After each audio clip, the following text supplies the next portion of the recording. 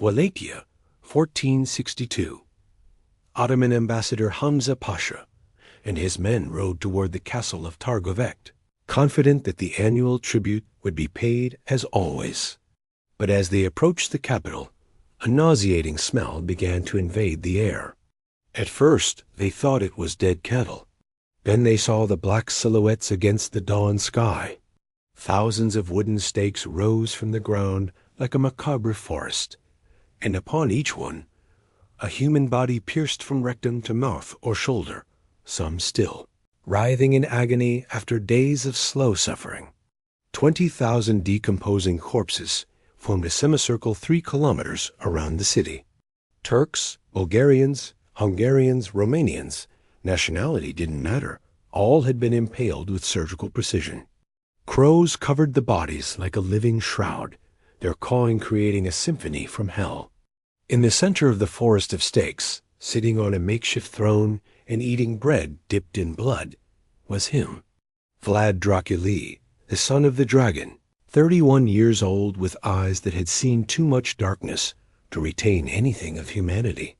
When Hamza Pasha fell from his horse vomiting, Vlad smiled.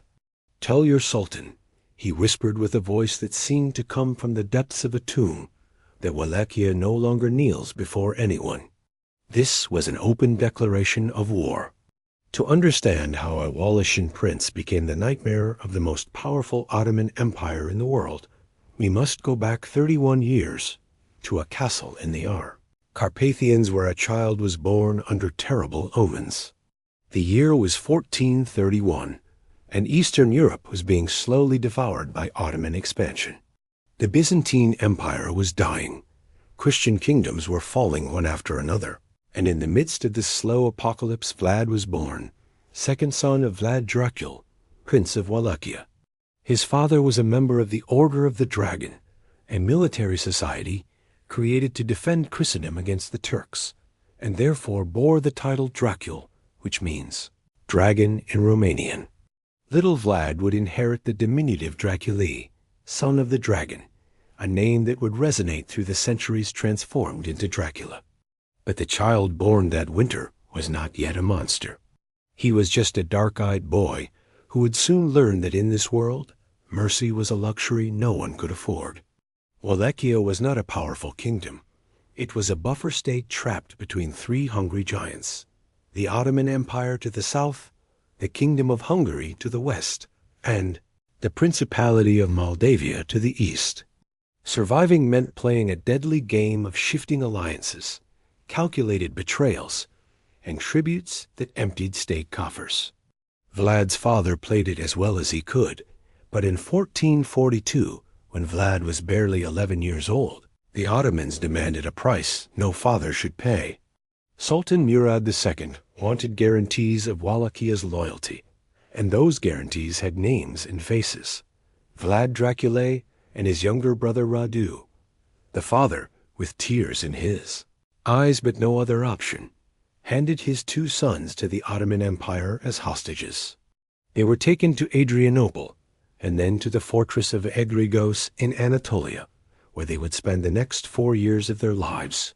Imagine for a moment what it means to be an 11-year-old child torn from your home and taken to the heart of the enemy empire, knowing that if your father disobeys, your throat will be cut without ceremony.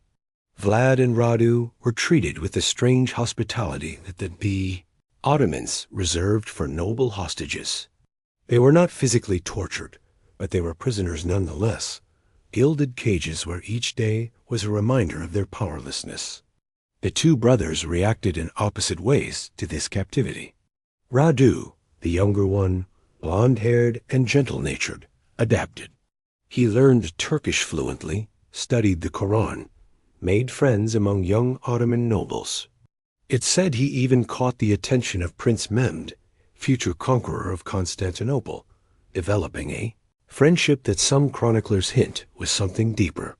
Radu the Handsome, they would call him later, and he would live much of his life as a loyal ally of the Ottoman Empire. But Vlad was different. Vlad resisted. Every day of captivity was a wound that festered in his soul.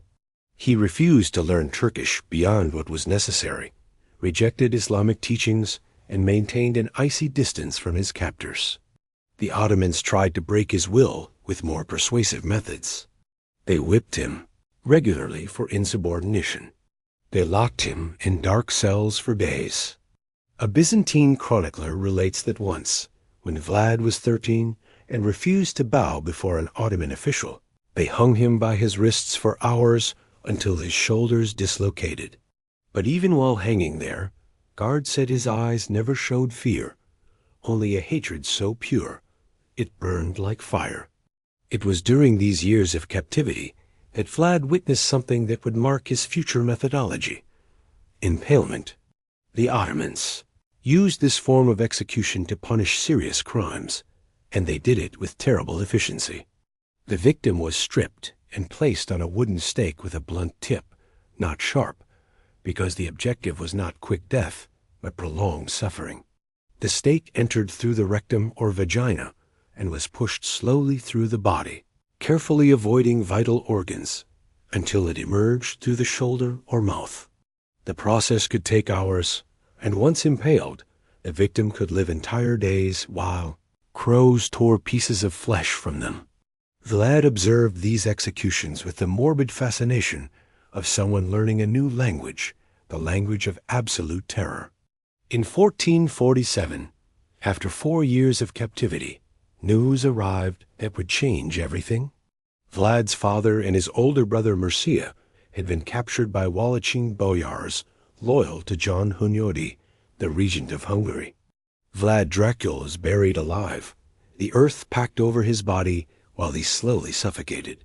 For Mircea, they reserved something worse. They blinded him with red-hot irons, then buried him alive too. But first, the boyars took turns raping him while he moaned blind and broken. When the news reached Vlad, now 16 years old, something fundamental broke and recomposed itself inside him. He was no longer a child.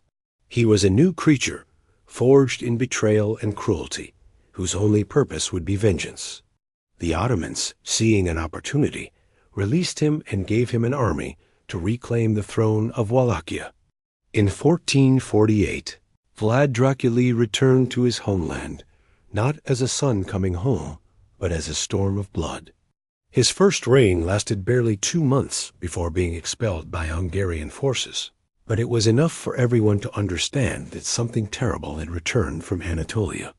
He spent the next 8 years in exile, planning, waiting, sharpening his hatred like a blade against stone. During this time, he studied the military tactics of John Hunyadi, the man who had ordered his father's death. He learned that in a poor land like Wallachia, the only weapon against superior armies was psychological terror taken to levels no one had imagined before. In 1456, when the Ottomans finally conquered Belgrade after a brutal siege, the balance of power in Eastern Europe shifted once again. John Hunyadi died of plague shortly after, and the power vacuum created allowed Vlad, now 25 years old, to reclaim the throne of Wallachia for the second time. This time he would not be expelled. This time he would transform his small principality into a nightmare that would make even the Sultan tremble. His first act as prince was a declaration of intention so brutal that even today historians debate whether it really happened or was exaggeration by horrified chroniclers. It was Easter 1459, and Vlad organized a grand banquet in Targovekt, inviting all the boyars of Wallachia, especially those whose families had participated in the murder of his father and brother. 500 nobles arrived in their finest clothes, thinking the young prince sought reconciliation. The food was sumptuous, wine flowed freely, and when everyone was relaxed and confident, Vlad stood up. He asked a simple question: "How many princes of Wallachia have you or your families seen rule?" The boyars, drunk, began to boast. Some said 7, others 20. The oldest bragged of having seen 30 princes come and go. Vlad nodded slowly. "Then you," he said with a voice soft as velvet, but cold as ice, "are responsible for Wallachia's instability. You betray every prince who doesn't suit you. You murdered my father and brother." At that moment, the doors opened and soldiers entered the hall. The oldest boyars were impaled immediately in the castle courtyard, their screams of agony interrupting the music still playing in the banquet hall. The younger ones, men and women, were dressed in their feast clothes and forced to march 80 kilometers to the ruins of Ponari Castle in the mountains. There, they were forced to work as slaves, building and repairing the fortress that would become Vlad's refuge. They worked until their silk clothes became bloody rags, until their hands were flayed to the bone, until they fell dead from exhaustion. Only a few survived, and those were kept as serfs to constantly remind them of their new position.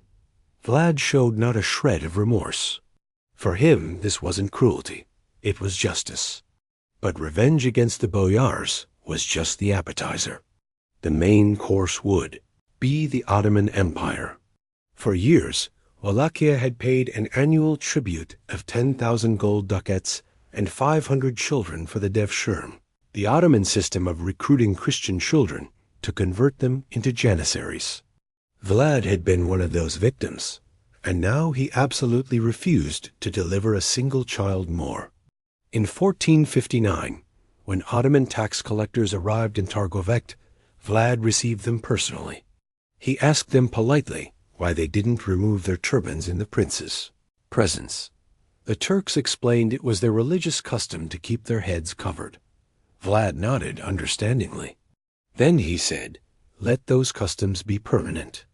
And he ordered their turbans nailed to their heads with long iron nails. They were sent back to Constantinople like that, bleeding and howling, the rusty nails infecting their brains as they rode, most dying before reaching the border. It was a calculated insult, designed to provoke exactly the response Vlad wanted. Total war. Sultan Mehmed II, the same one who had conquered Constantinople 7 years earlier and considered himself invincible, demanded that Vlad come personally to Constantinople to explain his behavior.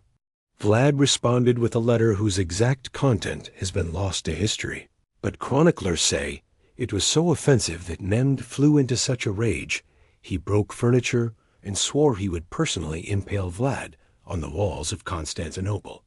But before the Sultan could mobilize his army, Vlad attacked.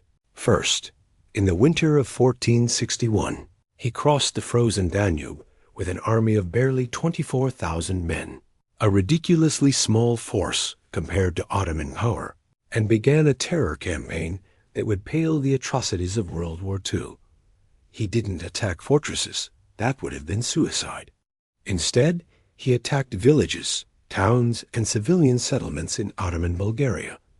But he didn't plunder them in the traditional way. He implemented a scorched earth policy combined with psychological terror that had never been seen before. Every village he captured was completely emptied of inhabitants. Men, women, children, elderly, it didn't matter. He took them in long columns of prisoners back toward Wallachia. And then the impalement began.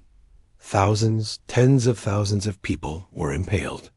Vlad had perfected the technique during years of observation and experimentation.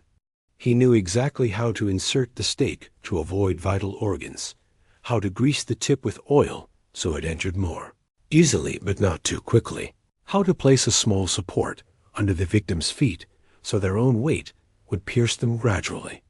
Victims could live up to 3 days in complete agony, screaming until their voices faded into hoarse moans while their bodies convulsed on the stakes.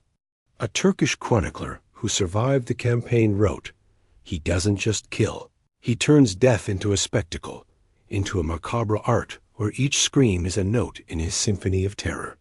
The stakes were organized in perfect geometric patterns, concentric circles, straight lines, formations that could be seen from kilometers away. Sometimes he organized them by height, with children on the shortest stakes in front. Other times by occupation, with priests in one area, soldiers in another, peasants in another.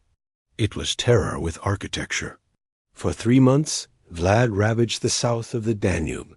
It's estimated he killed or captured more than 100,000 people, an astonishing number for the era. He sent letters to King Matthias of Hungary, boasting of his achievements, and even attached bags full of cut-off noses and ears as proof. 23,900 body parts that his scribes had meticulously counted. He wrote, "I have killed men and women, old and young, who dwell in Oblasica and Novoselo, where the Danube flows into the sea to Rahova. We killed 23,014 Turks and Bulgarians, without counting those we burned in their houses, or whose heads were not cut by our soldiers." But the masterpiece was yet to come. In spring 1462, Mehmed II finally mobilized a massive army. Estimates vary between 60,000 and 150,000 men to definitively crush this annoying prince who dared defy the most powerful empire in the world. The Sultan marched personally at the front of his army, confident that within weeks Vlad would be impaled in Constantinople and Wallachia would be just another Ottoman province. Vlad knew he couldn't win. A pitched battle. His army had fewer than 30,000 men, poorly equipped compared to elite janissaries and Ottoman artillery. But he had something Mehmed didn't have: perfect knowledge of the terrain and absolute lack of moral scruples. He implemented a guerrilla warfare strategy, combined with scorched earth that would destroy his own country to save its independence. Every well was poisoned with corpses and lime. Every harvest was burned. Every village emptied of inhabitants and reduced to ashes. The Ottomans advanced through a lunar landscape where there was nothing to eat, nothing to drink, no one to conquer. Only smoking ruins and the omnipresent smell of death. Night attacks became legendary. Vlad, who knew every path and forest of Wallachia, attacked Ottoman camps in darkness with small forces that sowed chaos and terror. They cut the throats of sentries, poisoned water supplies, set fire to ammunition tents, and disappeared before the Ottomans could react. Turkish soldiers began to dread the night, and the name Kazikuk Bey, the Impaler prince, became a nightmare whispered around campfires. But the resistance had its culminating moment in June 1462, when Mehmed and his army arrived at the outskirts of Targovekt, expecting to finally capture the capital and end this frustrating war. What they found broke them psychologically. It was the forest of stakes that opened this story, but the details were even worse than any words can convey. 20,000 impaled bodies in a semicircle 3 kilometers long. They weren't just Turkish soldiers, though these were there in abundance.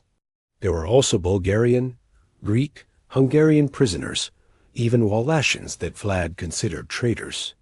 Some bodies had been there for weeks and were just skeletons covered with crows. Others had been impaled recently and still writhed in agony. Ambassador Hamza Pasha, who had come to demand tribute, was there on the highest stake in the center, still dressed in his official robes now soaked with blood and excrement. The janissaries, hardened warriors who had seen the worst atrocities of dozens of wars, vomited and wept at the sight.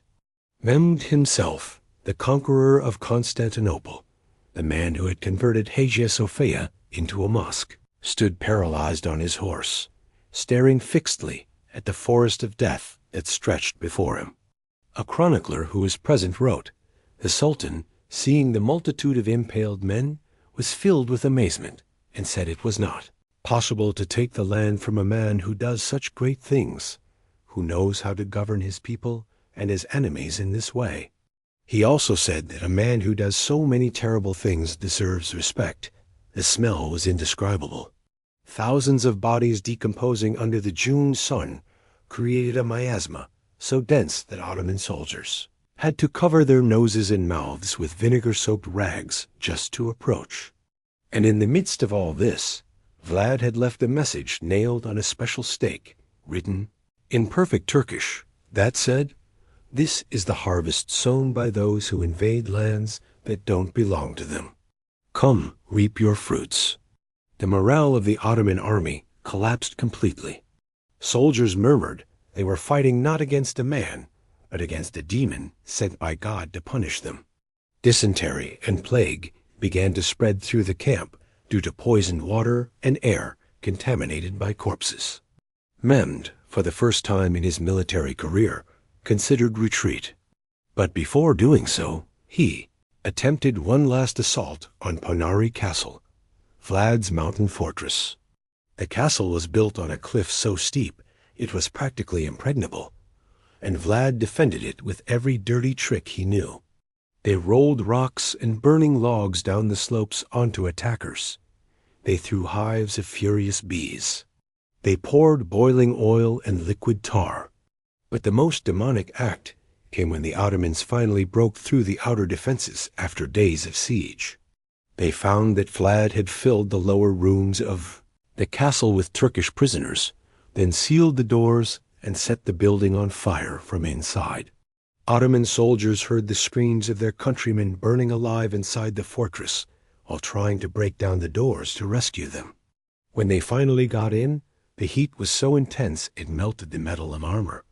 They found only ashes and charred bones. Mehmed had had enough.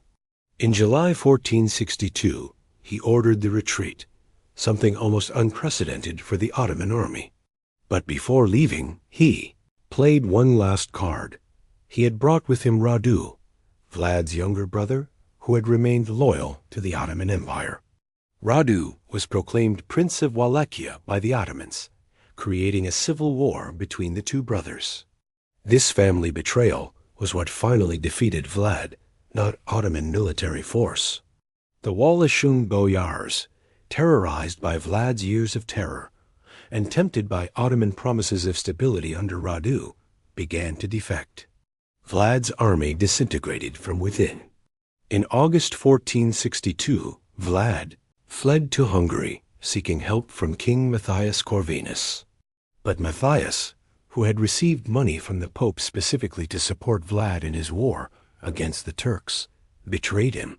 He presented forged letters that supposedly showed Vlad negotiating with the Ottomans, and imprisoned him. Vlad spent the next 12 years prisoner in a towering Buddha, another gilded cage similar to his youth, his life cycle completing itself in cruel symmetry.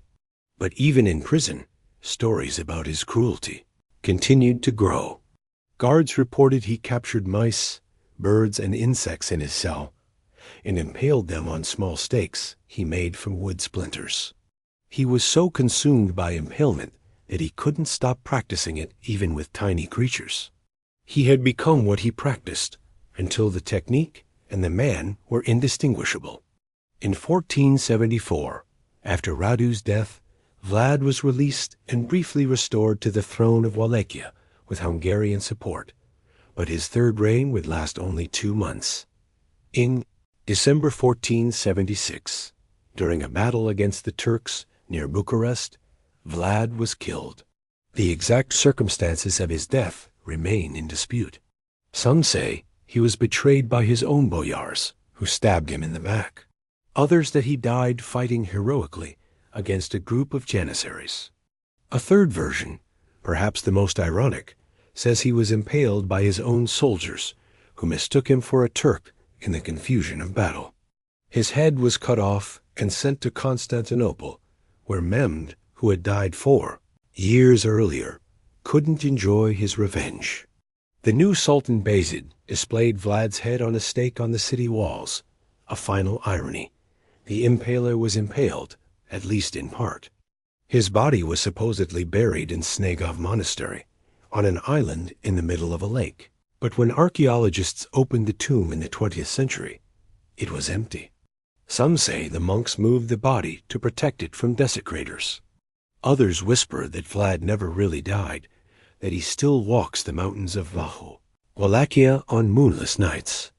But beyond the legends, what remains is a deeper question. Who really was Vlad Dracula? For Romanians, he's a national hero. The prince who defended Christendom against the Ottoman Empire when no one else would. The man who refused to kneel, even when the only alternative was to destroy his own country. There are statues of him throughout Romania, and his image appears in history books as a symbol of unbreakable resistance. For Turks and Bulgarians, he's a genocidal monster whose cruelty exceeded even the brutal standards of his era. For Western historians, he's a complicated figure who used terror as a weapon because he had no other options. But perhaps the deepest truth is this: Vlad Dracula was what his world made him. That 11-year-old child who was handed over as a hostage, who spent 4 years watching how the Ottomans used impalement to control populations, who saw his father buried alive and his brother raped and blinded, that child learned a potent, terrible lesson. In a world without mercy, the only way to survive is to become something so terrifying that even monsters fear you. Vlad didn't invent impalement. The Ottomans had used it for centuries. But he perfected it, industrialized it, turned it into a form of macabre art that transcended simple execution to become total psychological warfare. Each stake was a message. Each scream was propaganda. Each forest of bodies was a declaration. This is what happens to those who invade my land. And it worked. Wallachia maintained its independence during his reign, something almost miraculous, considering its geographic position between massive powers. But the cost was Vlad's very humanity. It's said that toward the end of his life, he could no longer eat unless there was someone being tortured nearby. That silence made him nervous. He needed to hear screams to feel safe.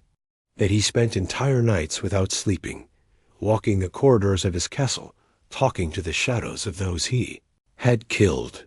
Some modern doctors speculate he suffered from severe post-traumatic stress disorder, combined with sadistic tendencies developed as a survival mechanism. Others suggest he may have had antisocial personality disorder or even psychopathy resulting from extreme childhood trauma. But retrospective psychiatric diagnoses are speculative at best. What isn't speculative is the legacy he left. Stories about Vlad the Impaler spread through Europe like wildfire. In Germany, the first printed, books included sensationalist pamphlets about his atrocities, with woodcuts showing banquets where Vlad ate surrounded by impaled victims. These Dracul Weda, as they were called, were some of the first bestsellers in printing history.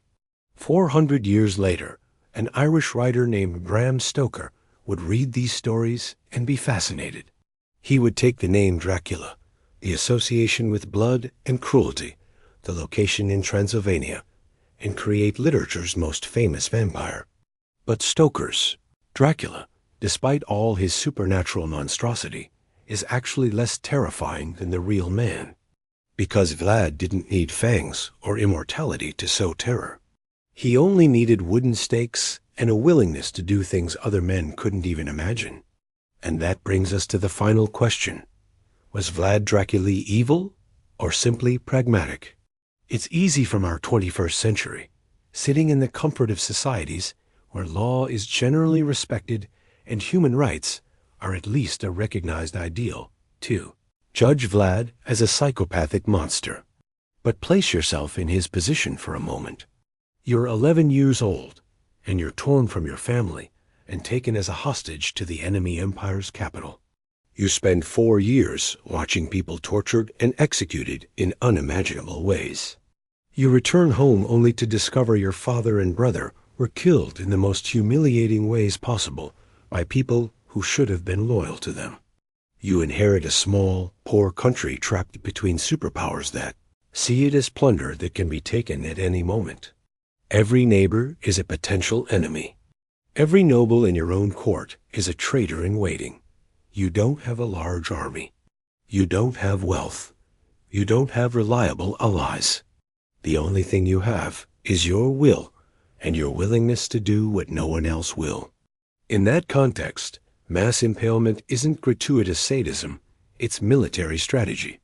It's using the only unlimited resource you have, terror, to compensate for all your enemy's material advantages. When Mehmed saw that forest of 20,000 impaled corpses, he didn't retreat because he felt pity. He retreated because he realized he was fighting someone who was willing to sacrifice everything, including his own humanity, to win. That's an equation no general can defeat, because rational people have limits. Vlad had none. But here's the trap. You can become a monster to defeat monsters, but in the end, you're still a monster. Vlad saved Wallachia from Ottoman conquest during his lifetime, but he did it by becoming something so terrible that his own people eventually betrayed him. His methods were so extreme that even his allies couldn't trust him. And he died alone, betrayed, beheaded, his head displayed on a stake, final victim of the same violence he had used all his life. There's a Shakespearean tragedy in this. The traumatized child becomes the traumatizer. The hostage becomes the jailer. The victim becomes the monster. And in the end, the wheel turns full circle, and the impaler is impaled. Perhaps the deepest lesson from Vlad Dracula's life is this. If you expose a child to enough darkness, they eventually become the darkness itself. And once you cross certain lines, once you've impaled your 20,000th human being, once you've lost the ability to feel horror at your own actions, there's no way back. You've transformed into something that can no longer live in a world of light. Vlad Dracula wasn't born as the impaler. He was born as a child who probably played, laughed, dreamed of a normal future. But that child was kidnapped, tortured, traumatized until the soft parts of his psyche calcified into something hard as steel and equally cold. The Ottoman Empire created its own worst enemy when they decided to use a Wallachian child as a hostage. And Wallachia created its own tyrant when the boyars murdered their legitimate prince and left his son eaten away by thirst for vengeance. Vlad is a reminder that monsters aren't born, they're made. Every humiliation, every betrayal, every act of cruelty he witnessed or suffered added another layer to the armor of inhumanity that would eventually cover him completely. And when he finally had power, he used it the only way he knew, turning others into victims just as he had been, perpetuating the cycle of trauma and violence that had created him. So I ask you, was Vlad the Impaler a hero who defended his land with the only means available, or was he a sadistic monster who used the justification of national defense to satisfy psychopathic impulses? Perhaps the most honest answer is both. Perhaps he was never truly evil, just learned to survive within evil. Or perhaps evil isn't something you are, but something you do. And Vlad did it more than almost any other human being in history. 400 years after his death, his name still evokes terror. 500 years later, we're still telling stories about him. 600 years after the beginning of his life, we still debate whether he was hero or villain. And that immortality, that impossibility of forgetting, perhaps is his true curse. Not being remembered as a monster, but being remembered only as a monster, when once, long ago, he was just a child who needed love and protection, and instead received cruelty and betrayal. Tell me in the comments what you think about Vlad the Impaler. Was he a national hero who used extreme methods in extreme times, or was he simply a mass murderer who enjoyed suffering? Could he have been different if he'd received modern psychological help, or was he too broken to be saved? And if you enjoyed this dark story from history, give it a like, subscribe, and hit the bell for more tales about the figures who changed the world with blood and terror. Until next time.